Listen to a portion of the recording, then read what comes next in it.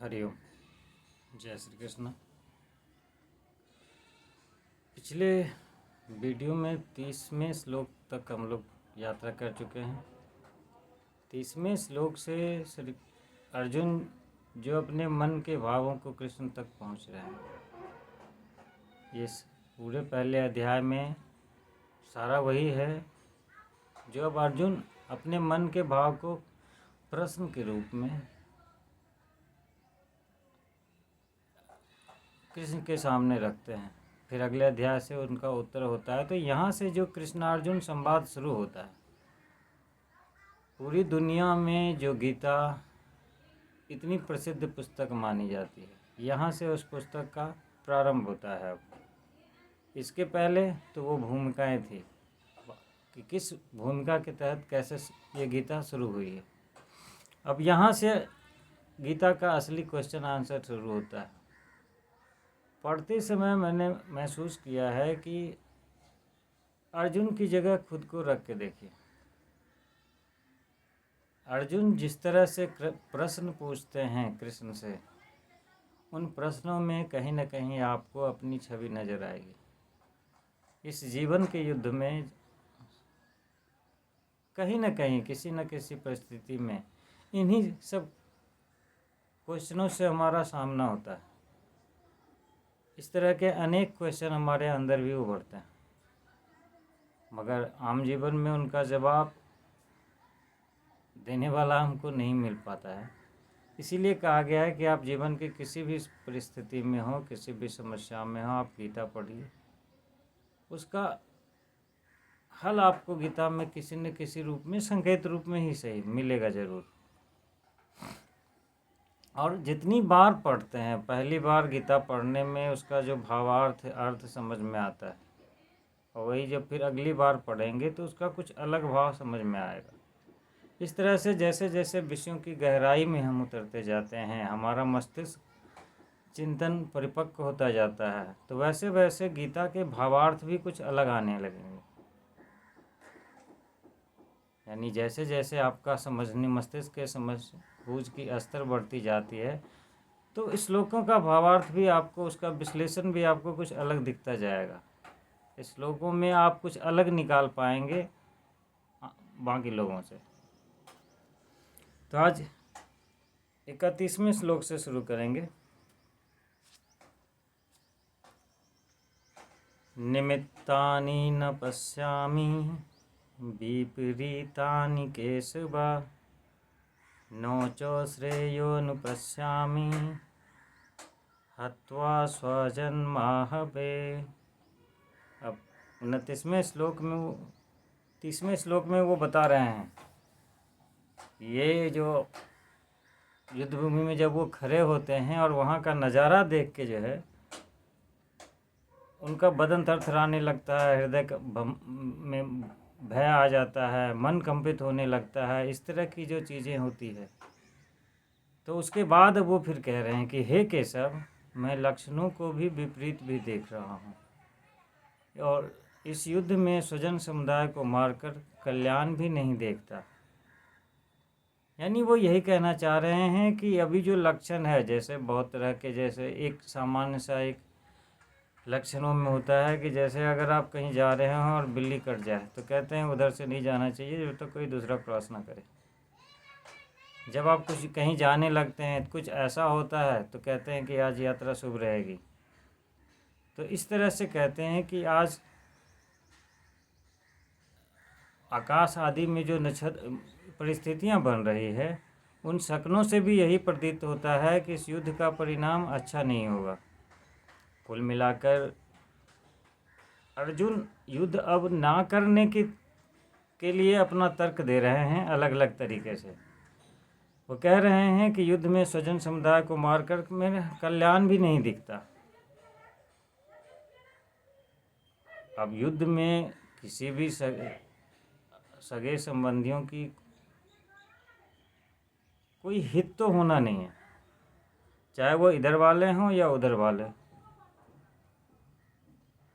एक पक्ष में जैसे अर्जुन ने मान लो भीष्म पितामह को मार दिया, तो भीष्म पितामह के मारने का पश्चाताप उनके चित्त में होगा। उनसे मिलने में जो सुख दुख का अनुभव करते थे वो ख़त्म हो जाएगा। और उनको हमेशा लगेगा अर्जुन को कि भीष्म पितामह जैसे आदमी को मार के हमको तो पापी लगना है, द्रोणाचार्य को मार के हमको पापी लगना है। तो इस तरह का द्वंद्व में वो हैं। फिर अगले श्लोक कहते हैं, नो कांक्षे विजयम कृष्ण नो च राज्यम सुखानि च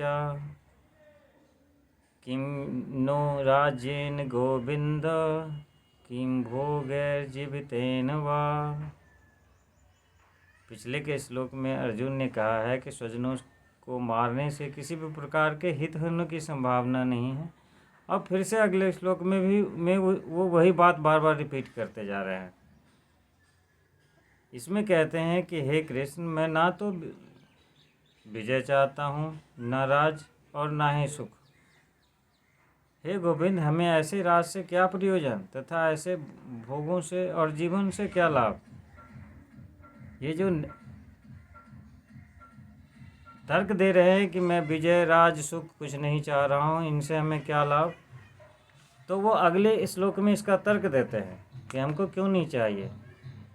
ये सामर्थ्य कांक्षितम नो राज्यम भोगा सुखानि च तो इमेव स्थिता युद्धे प्राणं त्यक्त्वा धनानि च।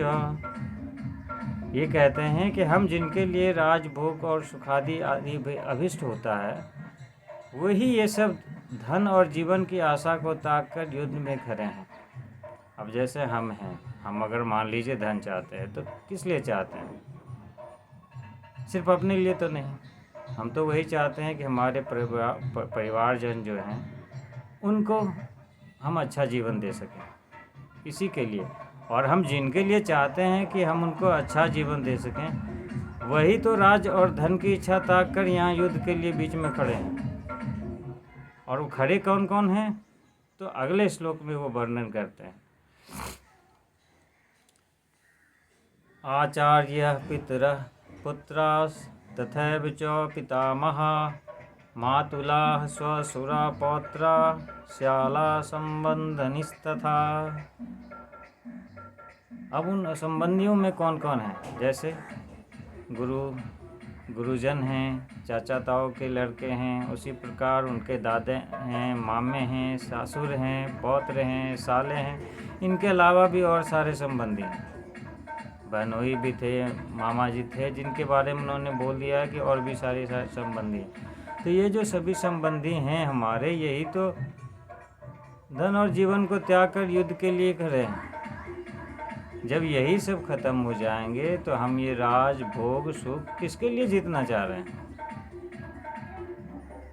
अगले श्लोक में फिर वो कहते हैं,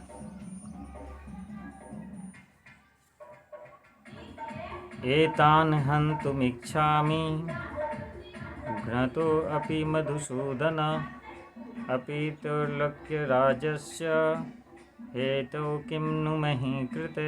हे मधुसूदन, मुझे मारने पर भी अथवा तीनों लोकों के राज्यों के लिए भी मैं इन सबको मारना नहीं चाहता, फिर पृथ्वी के लिए तो कहना ही क्या।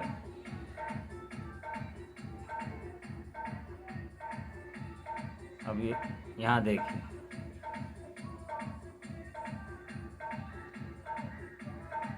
यहाँ पे कृष्ण से स्पष्ट ये कहने को राजी हैं कि यहाँ पृथ्वी के राज और सुखों की तो बात ही क्या है। अगर हमको त्रिलोक का भी राज दे दे तो मैं इन ये जो हमारे पितामह हैं, गुरुजन हैं या बाकी संबंधी हैं, मैं इनको मारना नहीं चाहता। अब यहाँ क्यों नहीं मारना चाहते? कुछ तो अंदर चल रहा होगा ना। तो अगले श्लोक में वो इसका वर्णन करते हैं, निहंत धार्त राष्ट्रान्न का प्रीति स्य जनार्दन पापमेवास्त्रिदेयास्मन् हत्वेतानात ताइनः। हे जनार्दन, धृतराष्ट्र के पुत्रों को मारकर हमें क्या प्रसन्नता होगी? इन आतताइयों को मारकर हमें तो पाप ही लगना है। अब वो कृष्ण से पूछते हैं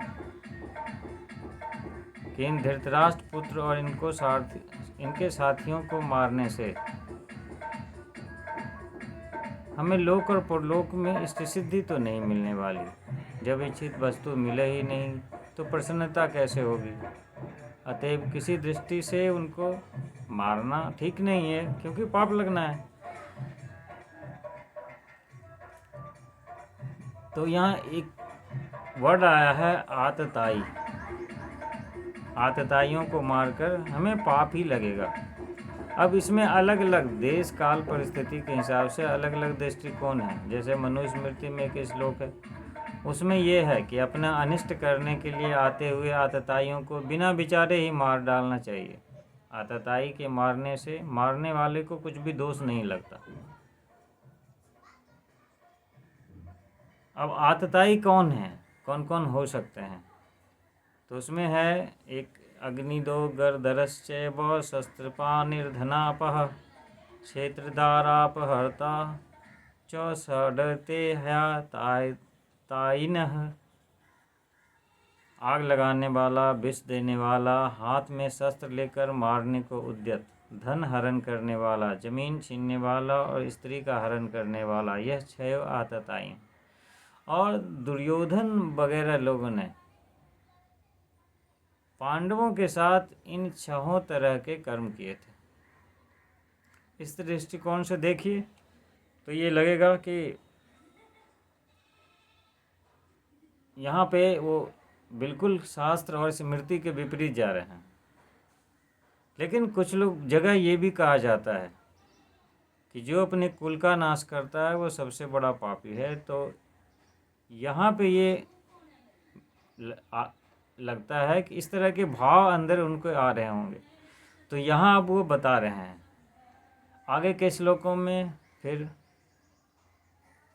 उन्होंने जो कहा है, क्योंकि पहले अध्याय में अब ये सारा अर्जुन जो सवाल अपने से कर रहे हैं, अपने मनोस्थिति की बातें जो कर रहे हैं, पूरे अध्याय में यही है। तो आगे से अब वो फिर अपना तर्क देंगे। तो अभी 36वें अध्याय तक हम लोगों ने यात्रा की है। अगले के वीडियो से 37 श्लोक से 37वें श्लोक से हम अपनी यात्रा प्रारंभ करेंगे। नमस्कार।